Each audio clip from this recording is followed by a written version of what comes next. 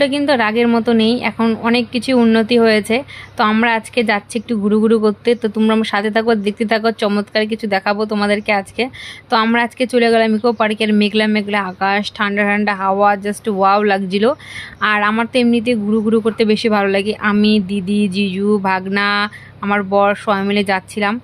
আর সবাই মিলে ঘোরাটার মজাটা আলাদা, একা একা গেলে না ভালো লাগে না, আর সবাই সাথে গেলে বেশি ভালো লাগে। তো এখানে দেখো সবুজ আর মেঘলা মেঘলা আকাশ, আর কি সুন্দর লাগছে। তো তোমরা কে কে ইকো পার্কে এসছো গাজলে, অবশ্যই এসে ঘুরে যাও। যারা যারা আসোনি আর যারা গাজল থেকে দেখছো অবশ্যই কমেন্ট করে বলো। আর এখানে দেখো আমি, দিদি সবাই মিলে যাচ্ছি, আর এখানে দুজন বসে আছে, তাই ডিস্টার্ব করবো না। তো দেখো, আর সত্যি কথা বলতে কি তোমাদেরকে আমি একটাই কথা বলবো, যারা যারা আমাকে ভালোবাসো তাদেরকে আমার তরফ থেকে অনেক ভালোবাসা রইলো। আর এখানে দেখো আমার পুচকু ঘুমাই গেছে, একদম উঠছেই না, এত ডাকছি তা উঠছে না। আর সত্যি কথা বলতে কি দেখো, ইকো পার্কে এসছি আর করম চা খাবো না তার কোনো মানে হয়? আর আমি ইকো পার্কে এসছি করম চা চুরি করবো না তার কি কখনো মানে হয়? আর ইকো পার্কে করম চা গাছ আছে, কামরাঙ্গা গাছ আছে। একদিন না আমি ফুল ভিডিও তোমাদেরকে দিব ইকো পার্কের ফুল ট্যুর।